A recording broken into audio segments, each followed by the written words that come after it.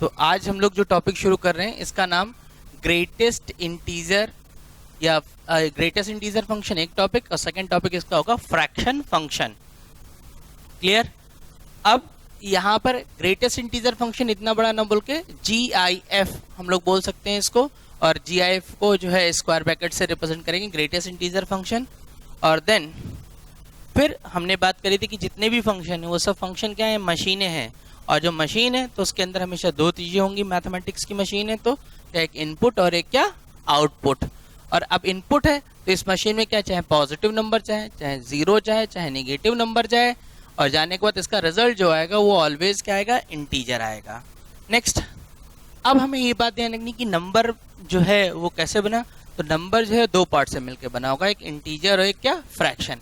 Integer को हम लोग आई से लिख सकते हैं और या फिर क्लोज ब्रैकेट जो है x ऐसे लिखा जा सकता है। फ्रैक्शन को f से लिखेंगे और करली ब्रैकेट x लिखेंगे। फ्रैक्शन की वैल्यू हमेशा ध्यान रखनी है किसके बीच में, कि 0 और 1 पे के बीच में होगी। 0 पे इक्वलिटी साइन होगा।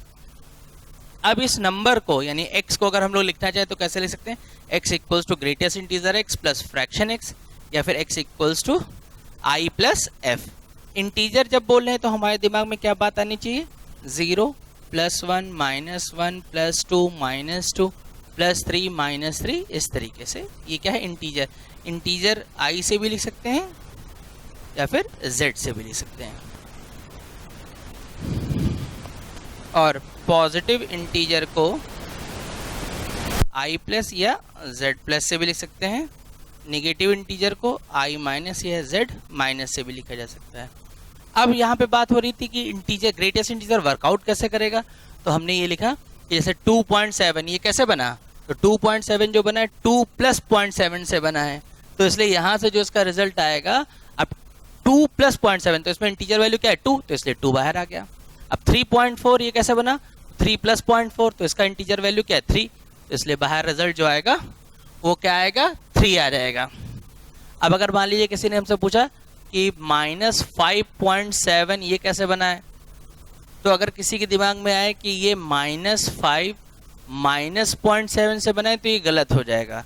क्यों गलत हो जाएगा, वो इसलिए हो जाएगा गलत क्योंकि अभी हम लोगों ने बात की फ्रैक्शन जो होगा 0 और 1 के बीच में होगा, और 0 और 1 के बीच में जो भी नंबर होगा वो नंबर हमेशा कैसा होगा, पॉजिटिव। इसलिए फ्रैक्शन के आगे का साइन कैसा दिखना चाहिए, पॉजिटिव। तो ये -5.7 कैसे बना, -6 + 0.3 से बना है, -6 + 0.3 से। इसलिए जब इसके ऊपर ग्रेटेस्ट इंटीजर लगा तो यहाँ से जो रिजल्ट आएगा वो क्या आएगा, -6 आ जाएगा। यानी कि -5.7 से जो रिजल्ट बाहर आया वो क्या गया, -6 आ गया। ऐसे ही सिमिलरली अगर मान लिया हमारे पास -7.2 है तो उसका रिजल्ट क्या आएगा बताइए, तो ये कैसे बना है, तो इससे रिजल्ट क्या आ जाएगा, -8। क्लियर? क्योंकि कैसे बना है, -8 + 0.8 से। तो ये इस तरीके से ग्रेटेस्ट इंटीजर के बारे में बात होगी। अगर कोई इंटीजर नंबर ही चला गया, मान लीजिए जैसे 3 गया, तो बाहर जो रिजल्ट आएगा वो 3 आ जाएगा। अगर -2 चला गया तो ये -2 बाहर आ गया, यानी इंटीजर है तो वही आ जाएगा वैल्यू। तो ये वैल्यू यहाँ तक नोट करेंगे। अब पहले फिर हम इनके ग्राफ के बारे में बात करते हैं। और फंक्शन की पढ़ने की शुरू से स्ट्रैटेजी हम लोग को पता है क्या, कि ग्राफ, फिर उसके प्रॉपर्टीज और इक्वेशन, और वो जो सिर्फ क्वेश्चन जो सिर्फ और सिर्फ किससे सॉल्व होते हैं, प्रॉपर्टीज से।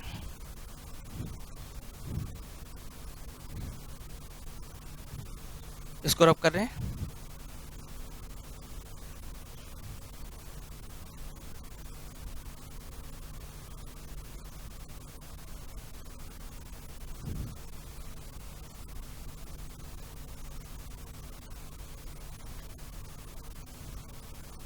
तो y is equals to greatest integer x। तो मैं क्या करता हूँ, कुछ वैल्यू पॉजिटिव के लिए ले लेता हूँ और कुछ वैल्यू निगेटिव के लिए। तो y is equals to greatest integer x। तो यहाँ पे हम लोग एक बात और भी देख रहे थे कि ग्रेटेस्ट इंटीजर फंक्शन जो होगा वो हमेशा कॉन्जिक्यूटिव इंटरवल में होगा। कॉन्जिक्यूटिव इंटीजर कैसे, जैसे अगर मान लीजिए मैंने ये लिखा कि x > 3 < 4, तो अब सबके दिमाग में यहाँ पे बात आ रही क्या, कि 3 से ग्रेटर 4 से लेस। तो जब 3 से ग्रेटर होगा और 4 से लेस होगा तो जो भी नंबर होगा वो नंबर कैसा होगा, 3 पॉइंट समथिंग। और 3 पॉइंट समथिंग जब ग्रेटेस्ट इंटीजर के अंदर जाएगा तो बाहर रिजल्ट कैसा आएगा, 3 लेके आएगा। अब यहां पे एक बात और देखो कि अगर मैं 4 पे इक्वल साइन लगा दूं तो बाहर रिजल्ट क्या आ जाएगा, 4 आ जाएगा, लेकिन 3 पे इक्वलिटी लगाऊं तो रिजल्ट बाहर 3 ही आएगा। तो इसीलिए जब कॉन्सेक्यूटिव इंटीजर में ब्रेक करते हैं तो हमेशा लोएस्ट पॉइंट पे क्या लगा देते हैं, इक्वलिटी लगा देते हैं। लेकिन अगर मैं यहीं पे ये इंटरवल ऐसे लिख देता 3 से 5, तो इसका एक बार में रिजल्ट बताओगे क्या होगा, तो नहीं बता पाओगे। क्यों? क्योंकि यहाँ पे 3 और 4 के बीच में जब वो ब्रेक होगा तो उसका एक अपना रिजल्ट होगा, और जब 4 और 5 के बीच में होगा तो उसका अपना एक रिजल्ट होगा।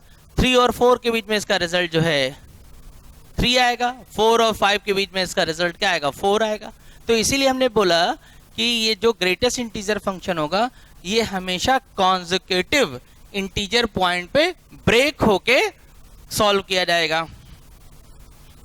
तो इस वजह से अब मैं यहाँ पे पहले कुछ पॉजिटिव पार्ट लेता हूँ, कुछ नेगेटिव। तो जब पॉजिटिव पार्ट होगा तो यहाँ पर x कॉन्सेक्यूटिव इंटीजर है, 0 से ग्रेटर 1 से लेस, और दूसरी बात हमने ये समझाई कि लोएस्ट पॉइंट पे हमेशा क्या रहेगी, इक्वलिटी। तो जब x का वैल्यू 0 से ग्रेटर होगा और 1 से लेस होगा तो तुरंत हमारे दिमाग में बात आ जानी चाहिए कि जो भी वैल्यू हुई कैसी हुई, 0 पॉइंट समथिंग, और ग्रेटेस्ट इंटीजर के अंदर जब 0 पॉइंट समथिंग जाएगा तो बाहर क्या आएगा, 0 आ जाएगा। फिर उसके बाद जब x का वैल्यू 1 और 2 के बीच में लाई करेगा तो जो भी वैल्यू होगी वो क्या आएगी, 1 पॉइंट समथिंग आएगी, और जब 1 पॉइंट समथिंग वैल्यू आएगी तो बाहर 1 आएगा, और लोएस्ट पॉइंट पे इक्वलिटी, क्योंकि 1 पुट करेंगे तो ऑलरेडी भी क्या आएगा, 1 ही आएगा। फिर नेक्स्ट 2 से ग्रेटर 3 से लेस, और अब जब x का वैल्यू 2 से ग्रेटर है और 3 से लेस है तो जो भी रिजल्ट आएगा वो कैसा रिजल्ट आएगा, 2 पॉइंट समथिंग, और 2 पॉइंट समथिंग जब इसके अंदर पुट करेंगे तो बाहर क्या आएगा, 2 आएगा, और 2 पे कैसा साइन आ जाएगा, इक्वलिटी साइन आ जाएगा।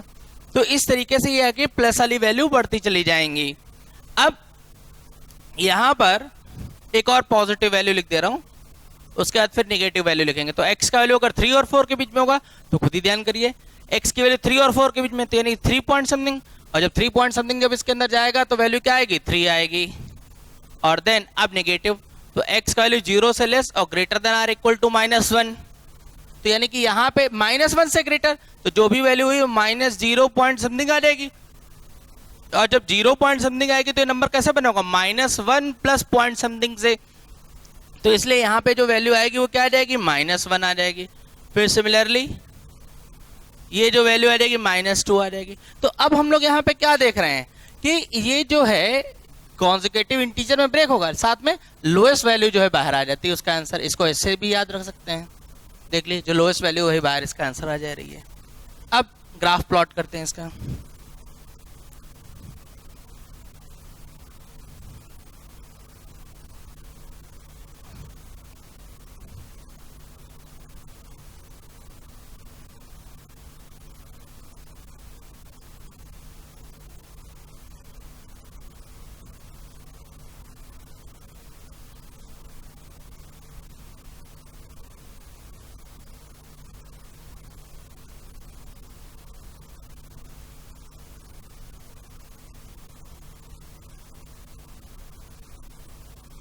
ये है, अब यहाँ पे कॉन्सेक्यूटिव इंटीजर प्लॉट कर लेते हैं, 0 1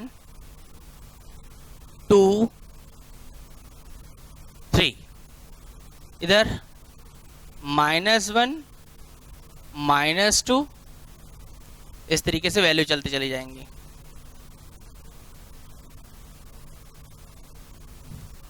तो अब वैल्यू देखते हैं।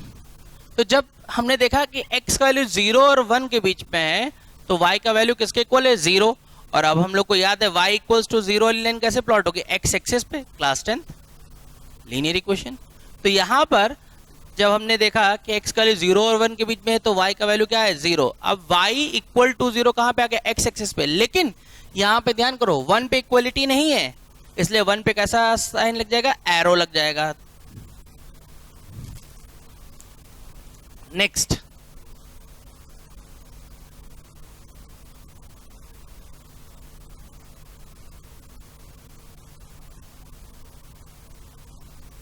अब उसके बाद अगले पॉइंट में जब x का वैल्यू 1 और 2 के बीच में, तो 1 और 2 के बीच में तो y इक्वल टू क्या है, 1, तो y इक्वल टू 1, ये वाली लाइन तो ऐसे आएगी, लेकिन हम लोग यहाँ पे देख रहे हैं कि y इक्वल टू 1 हमेशा नहीं होगा।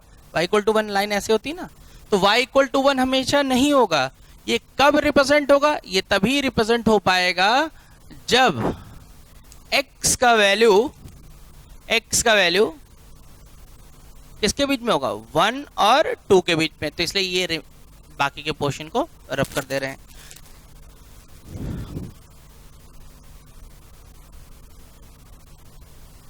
तो ये y इक्वल टू 1 याद आएगा। अब नेक्स्ट, उसके बाद फिर अगला, जब x का वैल्यू 2 और 3 के बीच में, और जब 2 और 3 के बीच में तो y इक्वल टू 2। तो y इक्वल टू 2 ये लाइन आएगी। लेकिन ये y इक्वल टू 2 हमें तभी मिलेगा जब x का वैल्यू किसके बीच में? 2 और 3 के बीच में है। तो 2 और 3 ये इस तरीके से आ जाएगा।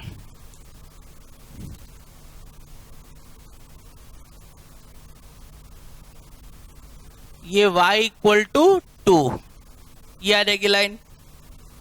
नेक्स्ट, अब जब x का वैल्यू -1 और 0 के बीच में होगा तो y इक्वल टू क्या आ जाएगा? -1।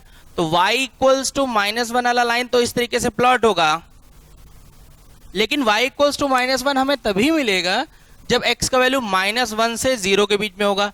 तो -1 से 0 यानी ये वाला पोर्शन हो गया।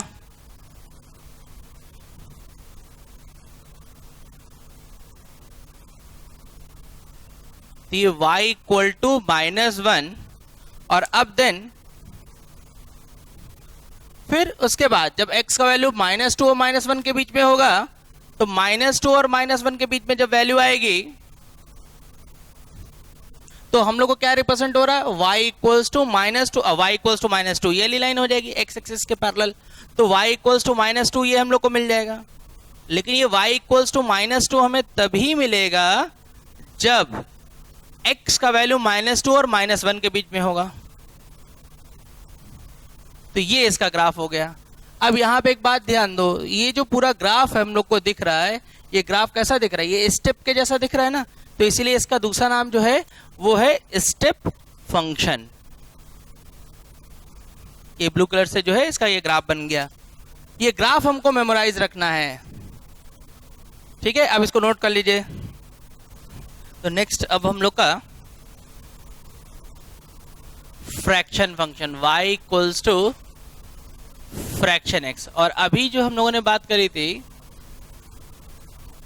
कि नंबर कैसे डेवलप हुआ था? Greatest integer x plus fraction x। तो फ्रैक्शन x के लिए हम लोग को कोई अलग से काम नहीं करना है, इसकी जगह ये सिर्फ और सिर्फ ये हो जाएगा x minus greatest integer x। और अब उसके बाद इसकी डीलिंग जो होगी वो ठीक वैसे ही होगी जैसे अभी बताई गई है।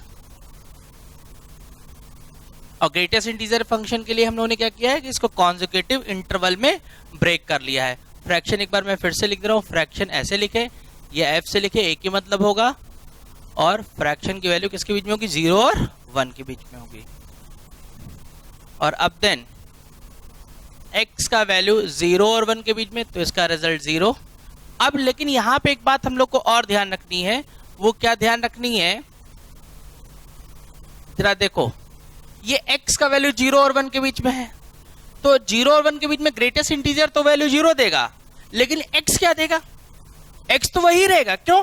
जरा सोचो, मन में सोचो। जैसे देखो कहीं कहीं ऐसे डिजिट मूव करती रहती है, ऐसे बहुत से गेम वगैरह वीडियो गेम वगैरह में देखते हो ना, तो जैसे जैसे इसमें x मूव हो रहा है तो ये वाला x मूव हो रहा है। x देखो 0 0 0.1 0.1 0.2 0.2, लेकिन यहां जब डाल रहे हो 0 तो 0 0.1 0 0.2 0, तो इसकी वैल्यू फिक्स हो जा रही है और इसकी वैल्यू मूव हो रही है, तो इसलिए ये तो वेरिएबल वैसे ही लिखा रहेगा, बस यहाँ पे वैल्यू पुट हो जाएगी। तो इस वजह से ये जो रिजल्ट होगा वो x माइनस 0 हो गया। और अब जब x का वैल्यू 1 और 2 के बीच में होगा तो ये तो x होएगा, लेकिन इसकी वैल्यू क्या आ जाएगी? 1 आ जाएगी।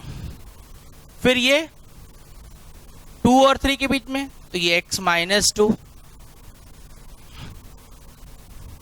अब नेगेटिव साइड, x का value less than 0 greater than or equal to -1, तो यहाँ पे जो वैल्यू आई ये क्या आएगी? -1 बाहर आ जाएगी। तो ये -1 जब यहाँ बाहर आएगा तो x +1 हो जाएगा। और x का वैल्यू अब -1 से less, greater than or equal to -2, तो x प्लस 2, ये इसका रिजल्ट आ गया। और अब इसको ग्राफ पे प्लॉट कर सकते हैं।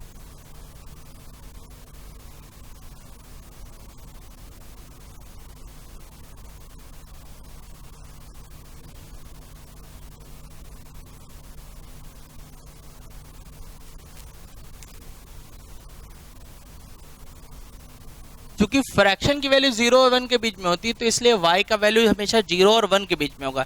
इसलिए मैं ये लाइन ड्रॉ कर दे रहा हूँ, क्योंकि मेरा ग्राफ इससे थोड़ा और एक्यूरेट रहेगा। अब पॉइंट लोकेट कर देते हैं x के 0, 1, 2, 3, फिर ऐसे ही आगे -1, -2। अब यहाँ पे अगर हम सब लोग ध्यान दें तो ये सब क्या है, लीनियर इक्वेशन ही तो है। तो जब x का वैल्यू 0 और 1 के बीच में, तो x की वैल्यू जब 0 और 1 के बीच में होगी, तो यहां से हम लोग को क्या क्या वैल्यू मिलेंगी,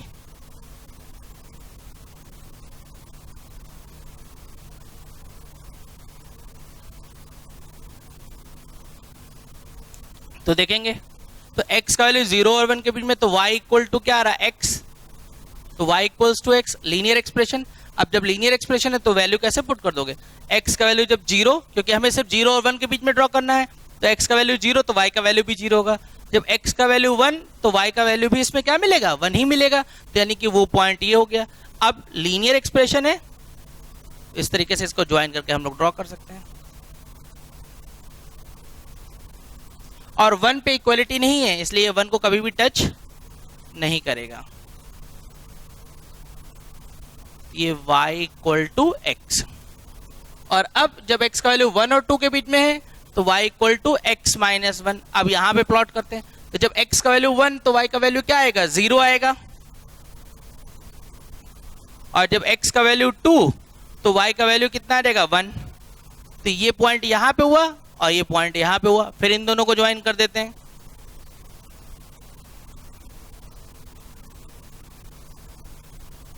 तो ये y equal to x minus 1। Similarly इसके बाद वाले को भी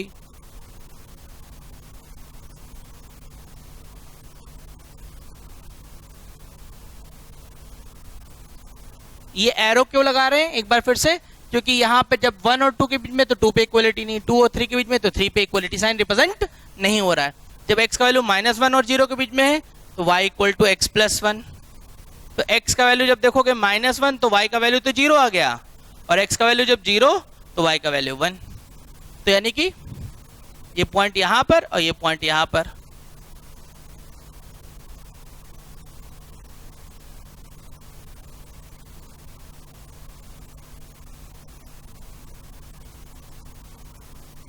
ये y equal to x plus 1।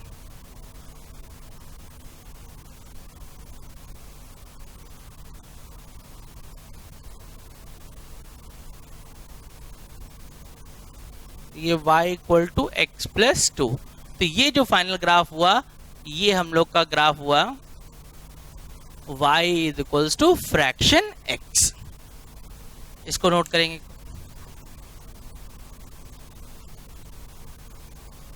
अब इसके आगे हम लोग बात करते हैं इनकी प्रॉपर्टीज की। तो सबसे पहले ग्रेटेस्ट इंटीजर की प्रॉपर्टीज, और साथ में इनको ग्रेटेस्ट इंटीजर और फ्रैक्शन को आपस में मिक्स करके प्रॉपर्टीज। नोट हो गया ये।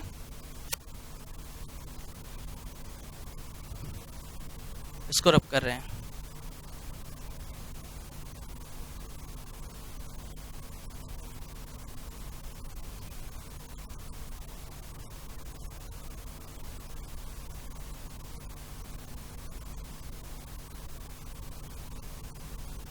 प्रॉपर्टीज,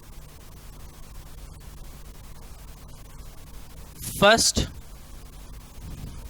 कि greatest integer x plus integer अगर लिखा हुआ है, यानी x के साथ कोई इंटीजर नंबर है, तो इंटीजर जो होगा वो हमेशा बाहर आ जाएगा। मतलब फॉर एग्जाम्पल कि अगर सपोज किसी ने लिख दिया x स्क्वायर -3, तो तुरंत हमारे दिमाग में बात आ जाएगी कि -3 तो इंटीजर है, तो बाहर आ गया।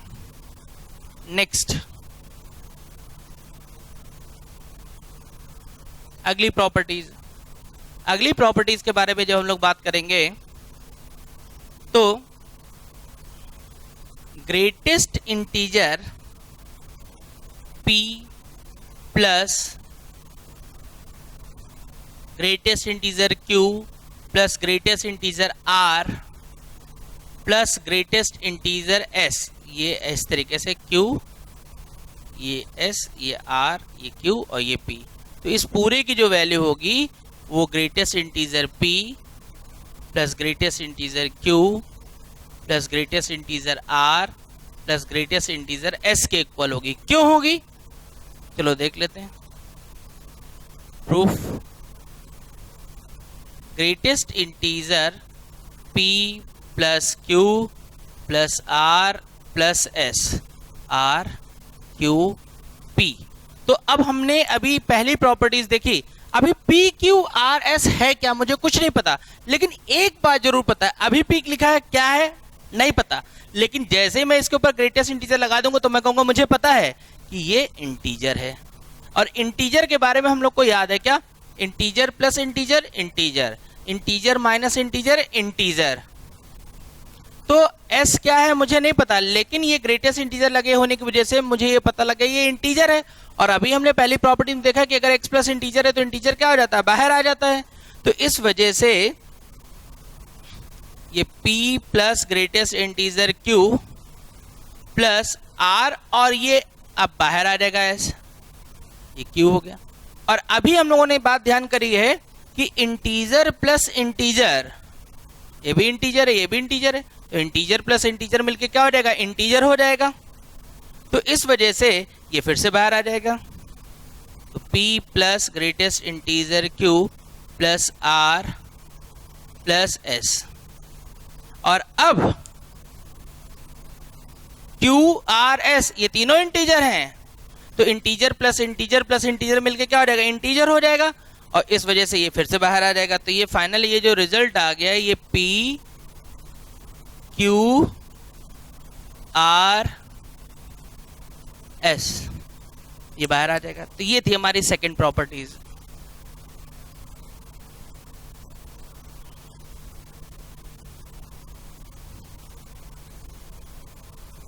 थर्ड प्रॉपर्टीज क्या है? ये थर्ड प्रॉपर्टीज जो है ये भी क्लास 11th के एंगल से तो कम इंपॉर्टेंट है, लेकिन क्लास 12th के एंगल से बहुत इंपॉर्टेंट है। इसका दो जगह यूज होता है। कहाँ? जैसे कोई हम लोग इवन ऑड फंक्शन बोलते हैं, ग्रेटेस्ट इंटीजर का इवन ऑड फंक्शन, तो जब तक ये नहीं पता होगा तब तक नहीं होगा। और दूसरा डेफिनेट इंटीग्रेशन के लिए इंपॉर्टेंट है ये, डेफिनेट इंटीग्रेशन के लिए। तो greatest integer x plus greatest integer minus x, इसका जो रिजल्ट होता है वो 0 होता है। कब? जब x इंटीजर को बिलोंग करता है। और जब x इंटीजर को बिलोंग नहीं करेगा तो इसका रिजल्ट जो होता है वो क्या होता है? -1 होता है। कैसे? प्रूफ देख लो। अब प्रूफ है क्या? मैथमेटिकल प्रूफ है, और दूसरा क्या है? वर्बली प्रूफ है। वर्बली देखो अपने आप कर सकते हो। कैसे? मैं कहूं ये x इंटीजर है, हमने अपनी मन से आप सब लोग जो भी इंटीजर नंबर सोच सकते हो सोच लो। क्या सोचा? मान लेते 2 सोच लिया सबने, तो ग्रेटेस्ट इंटीजर के अंदर हमने 2 पुट किया, यहां भी 2 पुट किया, और जैसे पुट किया तो इससे 2 आ गया, इससे -2 आ गया, तो रिजल्ट क्या आ गया? 0 आ गया। अब सेकेंड नंबर जब हमने बोला कि x does not belongs to integer, तो अब x इंटीजर नहीं है, तो जब इंटीजर नंबर नहीं होगा तो कैसा नंबर होगा? डेसिमल के साथ होगा। तो डेसिमल के साथ कोई एक नंबर सोच लो। मान लो क्या सोचा सब लोगों ने? अपने अपने मन में सोच लो। मान लो सब लोगों ने x के 2.5 सोच लिया, तो 2.5 प्लस ग्रेटेस्ट इंटीजर 2.5। अब ग्रेटेस्ट इंटीजर 2.5 ग्रेटेस्ट इंटीजर से बाहर निकलेगा तो ये क्या आ जाएगा? ये 2 आ जाएगा, और -2.5 तो ये -3 आ जाएगा। तो इसका रिजल्ट क्या आ गया? -1। तो यही बात हमने यहां पे लिखी हुई है। ये थर्ड प्रॉपर्टीज थी। फिर नेक्स्ट फोर्थ, इधर अब कर रहे हैं।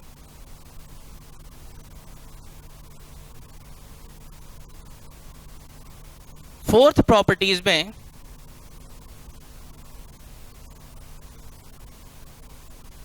ये सीरीज को सॉल्व करने में हेल्प करती है। Greatest integer x plus x plus 1 upon n plus x plus 2 upon n plus x plus 3 upon n plus x plus n minus 1 upon n. तो इस पूरे का जो रिजल्ट होता है वो ग्रेटेस्ट इंटीजर एन एक्स होता है for every n belongs to natural number. ये इसका रिजल्ट होता है, नोट करिए।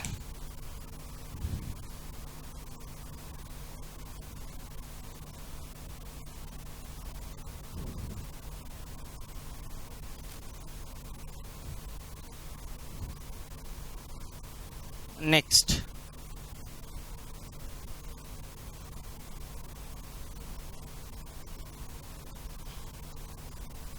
ग्रेटेस्ट इंटीजर और उसके अंदर कोई फ्रैक्शन लिख दे तो हम लोग ध्यान रखेंगे इस पूरे का रिजल्ट क्या होगा, जीरो। क्यों? फ्रैक्शन का मतलब तो 0 पॉइंट समथिंग हो गया, और 0 पॉइंट समथिंग जब इसके अंदर जाएगा तो बाहर रिजल्ट क्या आएगा, 0 आएगा। सिक्स्थ, फ्रैक्शन के अंदर अगर इंटीजर आ गया तो इसका रिजल्ट भी क्या होगा, 0 होगा। क्यों होगा, देख लीजिए प्रूफ। देखिए, ग्रेटेस्ट इंटीजर फ्रैक्शन x का मतलब क्या हुआ, x minus greatest integer x।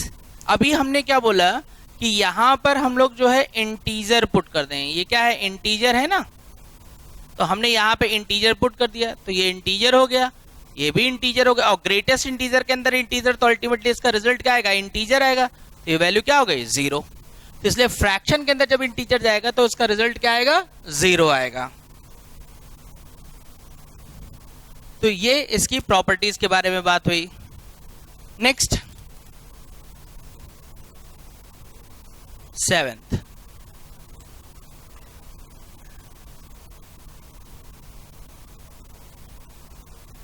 Note करिए फिर 7th प्रॉपर्टीज। ये 7th properties, fraction x plus integer equals to fraction x। क्यों, प्रूफ देख लो।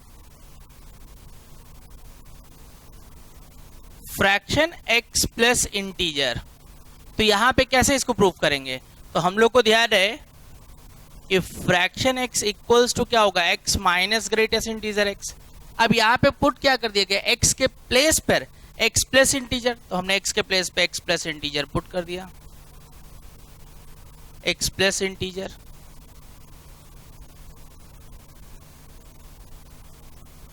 और अब यहां से हम लोग क्या देख रहे हैं कि x plus integer divides greatest integer x divides integer, ये इंटीजर से इंटीजर कैंसिल हो जाएगा। और अब ये रिजल्ट जो हो गया वो क्या हो गया, फ्रैक्शन x ही तो हो गया। तो ये थी हम लोग की 7th प्रॉपर्टीज। तो ये थी इसके स्टैंडर्ड प्रॉपर्टीज जो इक्वलिटी के साथ बात कर रही थी। अब इसके आगे हम लोग जो बात करेंगे वो प्रॉपर्टीज किसकी होंगी, इनइक्वलिटी की। लेकिन अभी पहले हम इतने पार्ट्स के क्वेश्चंस के बारे में बात कर लेते हैं और उसके बाद फिर इनइक्वलिटी से रिलेट प्रॉपर्टीज के बारे में बात करेंगे। ये नोट हो गया। चलिए अब क्वेश्चन शुरू करते हैं।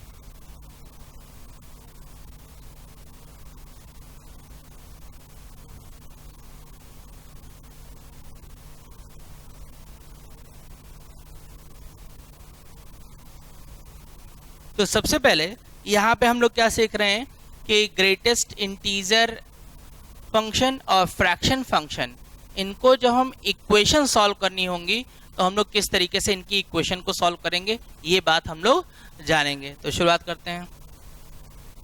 तो ये हम लोग का फर्स्ट क्वेश्चन है, 4 fraction x equals to x plus greatest integer x।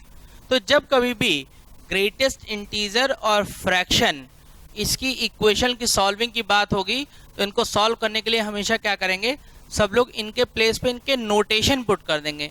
मतलब x के प्लेस पे i plus F, fraction x की जगह f, ग्रेटेस्ट इंटीजर की जगह i।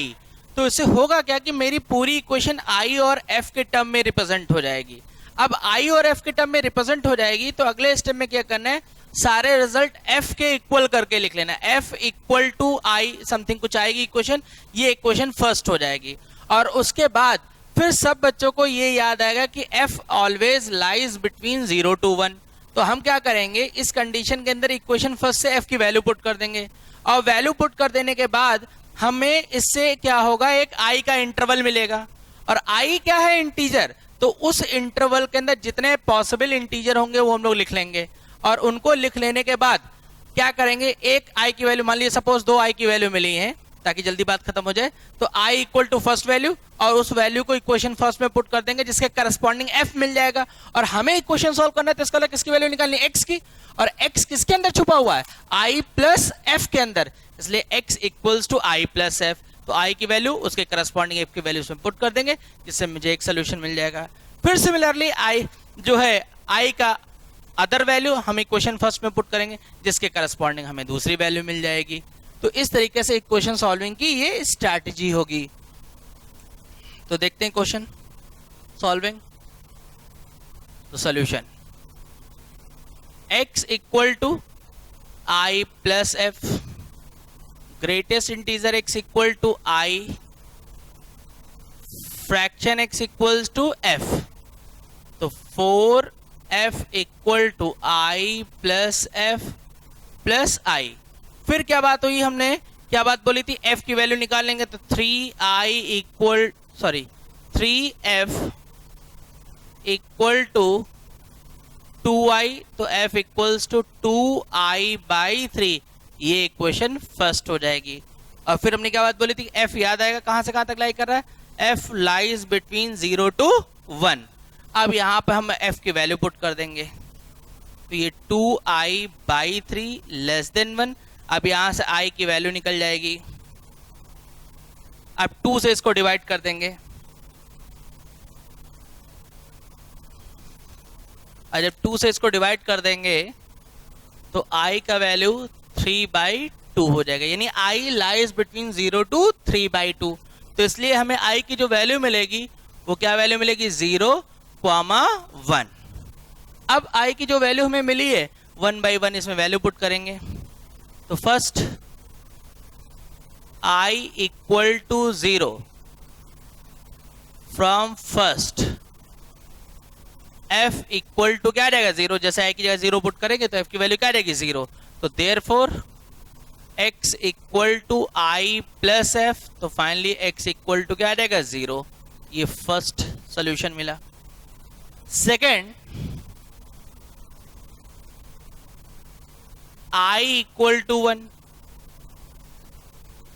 फ्रॉम फर्स्ट, तो f इक्वल टू क्या आ जाएगा 2/3, तो therefore x equals to i plus f, तो x इक्वल टू 1 प्लस 2/3, तो x इक्वल्स टू 5/3। तो ये हमारे पास इसके दो रिजल्ट आ गए, x इक्वल्स टू दिस और x इक्वल्स टू दिस। तो ये वैल्यू नोट कर लेंगे। इसके बाद और क्वेश्चन हम लोग करते हैं, कोई डाउट इस पे? ठीक है भाई, फिर इसके आगे नेक्स्ट क्वेश्चन, अगला क्वेश्चन। तो अगला question, fraction x plus 1 plus 2x equals to 4, greatest integer x plus 1 minus 6।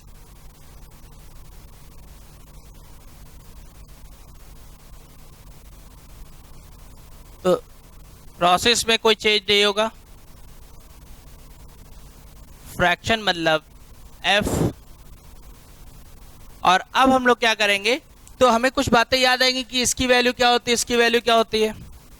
तो ये जो फ्रैक्शन x प्लस 1 लिखा plus 2x equal to 4, greatest integer x plus 1 minus 6, fraction यानी x प्लस इंटीजर, तो ये तो वैल्यू फ्रैक्शन x ही हो जाएगी 2x, और ग्रेटेस्ट इंटीजर में अगर इंटीजर है तो बाहर आ जाएगा, तो इस वजह से क्या आएगा 4 greatest integer x plus 4 minus 6, तो fraction x plus 2x equal to 4 greatest integer x minus 2।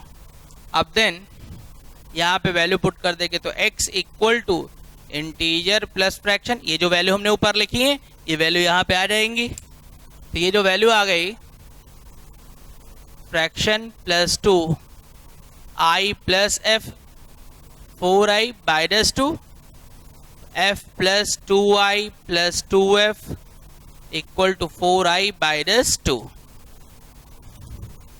फिर हम लोग क्या करते हैं, f की वैल्यू निकालते हैं, तो वो वैल्यू निकालना शुरू करते हैं। तो ये 3f equal to 2i minus 2, f equals to 2i minus 2 by 3। तो f equal to 0 to 1, f 2i minus 2 by 3 less than 1। अब i के लिए इसको सिंप्लीफाई कर लेंगे, माइनस 2 है तो प्लस 2 हो जाएगा।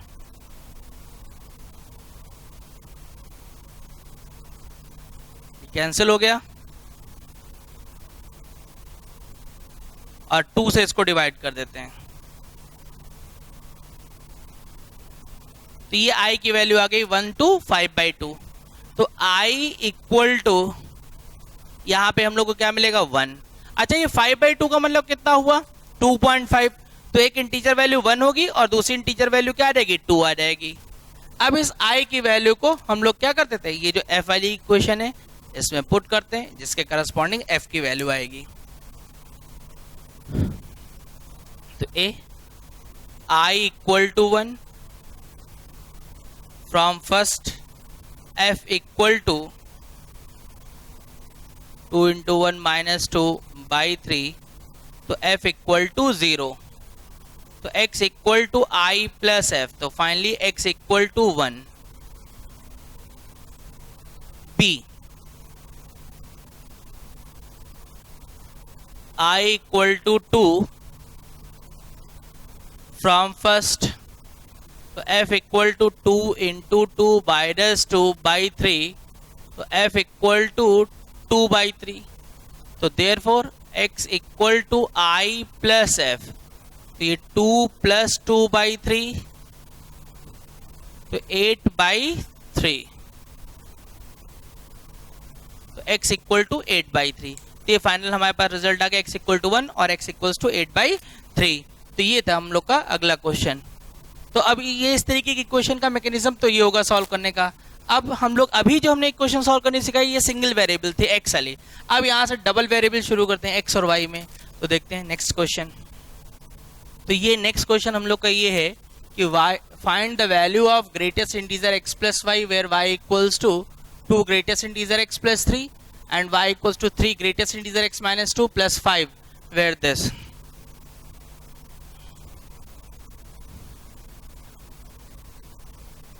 सॉल्यूशन। तो जब डबल वेरिएबल इक्वेशन आ जाएगी तो उसको सॉल्व करने के लिए कोई नया प्रोसेस नहीं होगा, वही नॉर्मल जैसे क्लास 10 में हम लोग सॉल्व करते थे इक्वेशन, बस इसमें क्या कर देंगे इक्वेट करके सॉल्व कर दिया करेंगे। तो हमारे पास ये फर्स्ट इक्वेशन है क्या y equals to 2 greatest integer x plus 3, ये इक्वेशन फर्स्ट बन जाएगी, और y equals to 3 greatest integer this.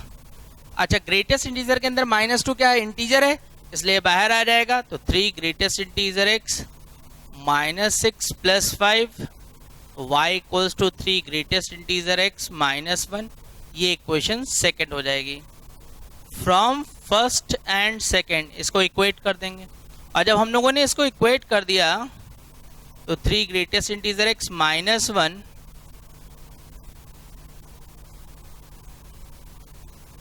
अब ये वैल्यू इसमें पुट कर दी जाएगी। तो यहां से क्या हो जाएगा greatest integer x equal to 4। अब ग्रेटेस्ट इंटीजर x की वैल्यू हम इक्वेशन फर्स्ट या सेकंड किसी एक में पुट कर देंगे। From first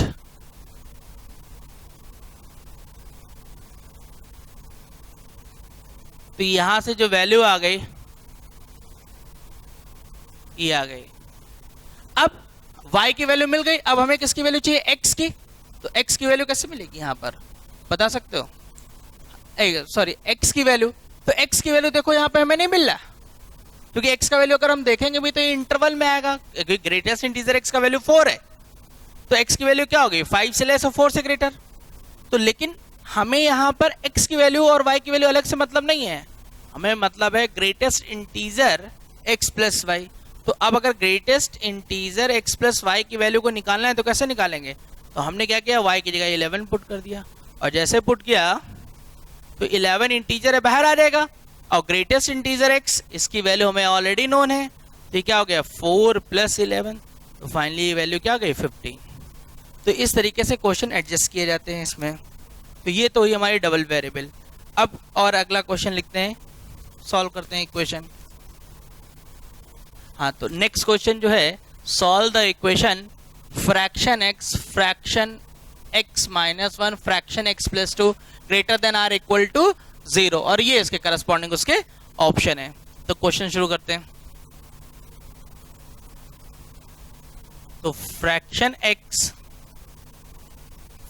x minus 1 fraction x plus 2 greater than or equal to 0। अब यहां से अगर हम लोग ध्यान करें, ये देखो इनइक्वालिटी का फॉर्मेट है, और इनइक्वालिटी के फॉर्मेट में अगर हम लोग बात करें तो हमने क्या बोला था कि अगर एक ही जैसे टर्म है तो उसको हम लोग t सब्स्टिट्यूट करके सॉल्व कर सकते हैं। अब एक बात जरा ध्यान दो, सॉल्विंग शुरू करने से पहले कि ये क्या है, फ्रैक्शन, और फ्रैक्शन के बारे में हमने बात कर रखी है कि ये जो वैल्यू है, ये वैल्यू हमेशा 0 और 1 के बीच में है, और 0 और 1 के बीच में होने की वजह से ये रिजल्ट कैसा है, पॉजिटिव, और ये +2, तो इसका मतलब ये रिजल्ट तो ऑलवेज पॉजिटिव है, और जब ये ऑलवेज पॉजिटिव है तो इसको इनइक्वालिटी से ट्रांसफर किया जा सकता है। तो नेक्स्ट स्टेप में ये क्या हो जाएगा, fraction x minus 1 greater than or equal to 0, और अब इसको मैं नंबर लाइन पे प्लॉट कर सकता हूं। यहां पे t इक्वल्स टू मैं लिख दे रहा हूं फ्रैक्शन x,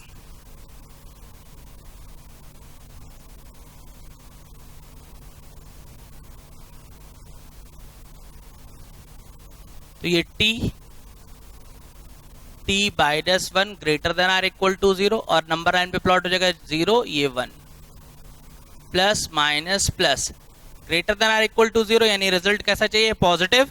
तो जब पॉजिटिव है तो ये t, अब ब्रैकेट में क्यों नहीं लिखेंगे, क्योंकि हमें तो x के लिए सॉल्व करना है, ये वैल्यू किसके लिए निकल रही, t के लिए, तो t less than or equal to 1 और t greater than or equal to 1। तो यहाँ पे अगर सब लोग ध्यान करोगे तो ये रिजल्ट डिफाइन नहीं होगा। क्यों नहीं होगा, क्योंकि t जो है वो क्या है, फ्रैक्शन है, और हम लोग को ध्यान है कि फ्रैक्शन कभी भी 1 के इक्वल या 1 से ग्रेटर नहीं हो सकता, यानी कि ये रिजल्ट हमारे लिए क्या है, मीनिंगलेस है। अब हमारे पास ये रिजल्ट आया, और जब इस रिजल्ट में हम लोगों ने बात करी तो हमें एक बात फिर ध्यान आ रही कि फ्रैक्शन x किसके बीच में लाई कर रहा है, 0 और 1, और जब ये 0 और 1 के बीच में लाई कर रहा है तो इसका मतलब कि फ्रैक्शन जो होगा वो कभी भी लेस देन 0 पॉसिबल नहीं होगा। तो अब उसके बाद पॉसिबिलिटी क्या है, तो उसके पास पॉसिबिलिटी सिर्फ और सिर्फ ये है कि फ्रैक्शन x जो होना चाहिए वो सिर्फ और सिर्फ 0 होना चाहिए, और जैसे बोला कि ये 0 के इक्वल होगा, तो ये 0 होगा कब, तो ये 0 तभी हो सकता है जब x किसको बिलोंग करे, इंटीजर को। अभी प्रॉपर्टीज चेक करेंगे जो हमने बताई थी, फ्रैक्शन के अंदर अगर इंटीजर है तो उसका रिजल्ट क्या होगा, 0। तो उसको ऐसे भी तो सोच सकते हैं कि फ्रैक्शन की वैल्यू 0 है, तभी पॉसिबल होगी जब इनसाइड वाला पार्ट जो होगा वो क्या होगा, इंटीजर, यानी कि इसका बी ऑप्शन ही होगा। तो ये था हमारा नेक्स्ट क्वेश्चन। अब ये तो बात हुई इक्वेशन की सॉल्विंग की। अब हमने बात करी थी कि जो प्रॉपर्टीज के ऊपर कुछ बेस्ड क्वेश्चन होते हैं उनके क्वेश्चंस के ऊपर हम लोग अब वर्कआउट करते हैं, तब जाके ये काम हमारा कंप्लीट होगा। तो नेक्स्ट अब एक्सप्रेशन की वैल्यू को कैलकुलेट करने वाले क्वेश्चंस देखते हैं। तो अब नेक्स्ट क्वेश्चन जो है, f(x) equals to fraction x plus fraction x plus greatest integer x upon 1 plus x square plus x plus greatest integer x upon 1 plus 2x square dot dot dot plus fraction x plus greatest integer x upon 1 plus 99x square, then find the value of greatest integer f of √3। इस पूरे expression की value को हम लोग को calculate करना है, तो कैलकुलेट करते हैं।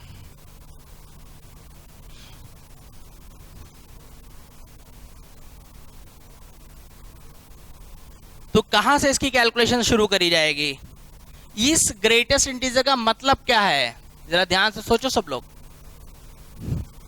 तो यहां पर हम लोग थोड़ा सा एनालिसिस करें अगर क्वेश्चन की, तो ये क्या है, फ्रैक्शन x, ये x प्लस दिस अब हमने एक बात, जब हम ग्रेटेस्ट इंटीजर फंक्शन की इनइक्वालिटी की प्रूविंग के बारे में बात कर रहे थे, तो हमने एक बात सोची थी कि ग्रेटेस्ट इंटीजर के अंदर क्या लिखा है मुझे नहीं पता है, लेकिन मुझे एक बात ये पता है कि जब ग्रेटेस्ट इंटीजर किसी पे लग जाएगा तो उसका रिजल्ट जो होगा वो हमेशा क्या होगा, इंटीजर होगा। तो इस वजह से इसका रिजल्ट ये क्या हो गया, इंटीजर, ये रिजल्ट इंटीजर, ये रिजल्ट इंटीजर। और हम लोग को ध्यान है कि अगर फ्रैक्शन के अंदर अगर x प्लस इंटीजर है तो उसका रिजल्ट फ्रैक्शन x होगा। तो इसलिए fx equal to fraction x, ये भी क्या हो जाएगा, फ्रैक्शन x हो जाएगा, ये भी फ्रैक्शन x हो जाएगा, और ऐसे करते करते ये सब फ्रैक्शन x हो जाएंगे।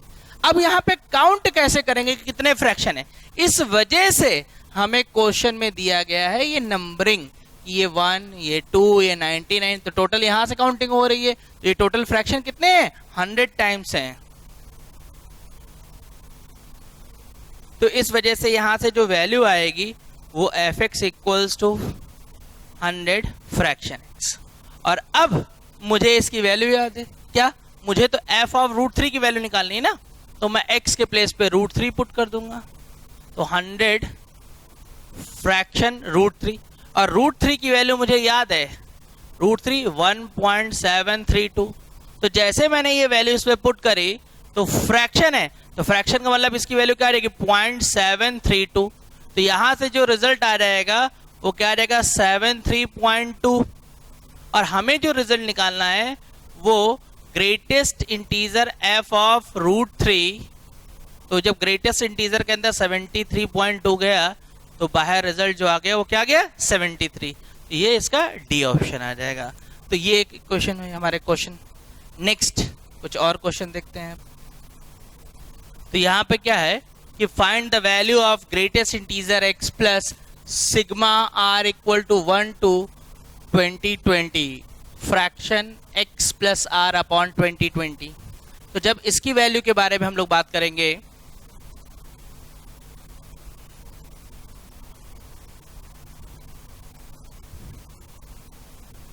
तो देखते हैं, fraction x plus sigma r equal to 1 to 2020 fraction x plus r upon 2020। तो ये 2020 यहाँ पे कांस्टेंट है और हम लोग को पता है सिग्मा से कांस्टेंट नंबर बाहर आ जाएगा, और then sigma r equal to 1 to 2020 fraction x plus r। और अब सब लोग अगर यहाँ पे ध्यान करें तो ये r का वैल्यू 1 से लेके कहाँ तक है, 2020। तो अब सिग्मा का मतलब ऐड करना होता है, तो मैं इस वैल्यू को ऐड करता हूं, तो यहां पे क्या आ जाएगा, x प्लस 1, फिर r का वैल्यू 1, 2, 3, 4, ऐसे कहां तक चलेगा, 2020 तक। सिग्मा मतलब एडिशन, तो 1 हुआ, फिर 2 प्लस 3 x प्लस 2020। और अभी थोड़ी देर पहले हम लोगों ने क्वेश्चन में ध्यान किया था कि फ्रैक्शन के साथ अगर इंटीजर है तो उस पूरे का जो रिजल्ट होता है वो फ्रैक्शन ही हो जाएगा। तो इस वजह से नेक्स्ट स्टेप में ये 1 upon 2020 fraction fraction x fraction x fraction x, ये वैल्यू आ जाएगी। और अब ये फ्रैक्शन कितने टाइम है, तो ये जो फ्रैक्शन है ये हमारा कितने टाइम है, r का वैल्यू कहां से शुरू होता है, 1 से लेके 2020 तक, यानी ये टोटल फ्रैक्शन कितने टाइम है, 2020 टाइम। तो इस वजह से जब इसको ऐड करेंगे हम लोग,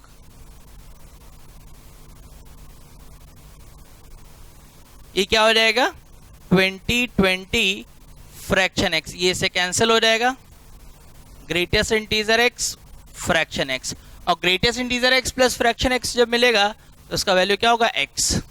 तो ये था हमारा नेक्स्ट क्वेश्चन। अब अगला क्वेश्चन,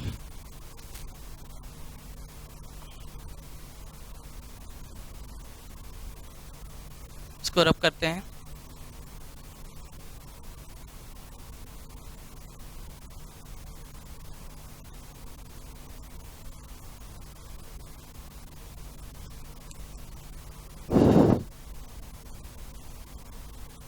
ये हम लोग का नेक्स्ट क्वेश्चन है कि find the value of greatest integer 2 + 1/100, 2 + 2/100, 2 + 3/100 up to 2 + 99/100, और ये सब ग्रेटेस्ट इंटीजर में है।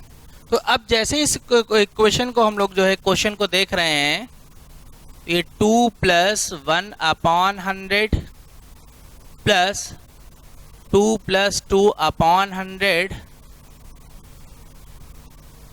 2 + 3/100 अप टू 2 + 99/100।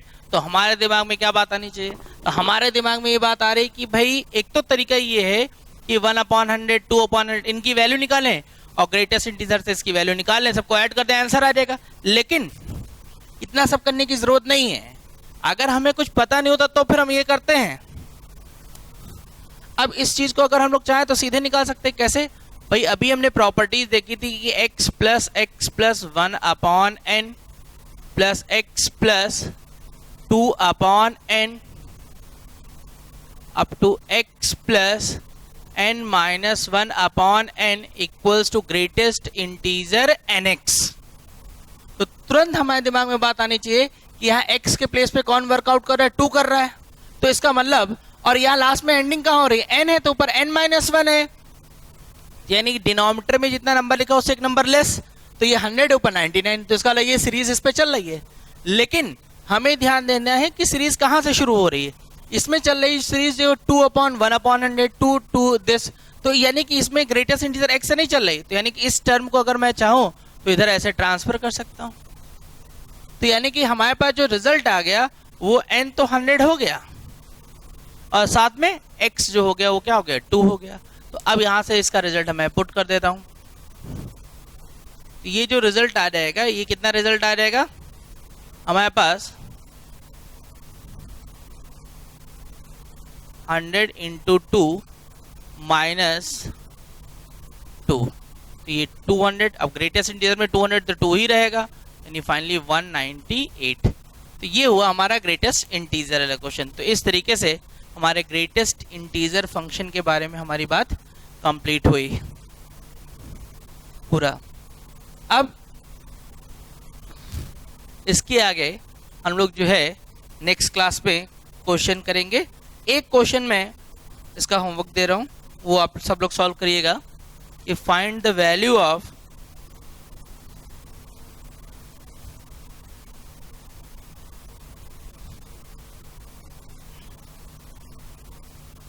ये 2 क्वेश्चन है।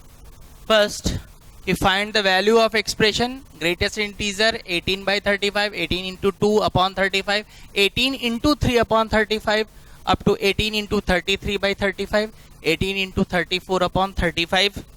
और next mod greatest integer x - 2x = 4।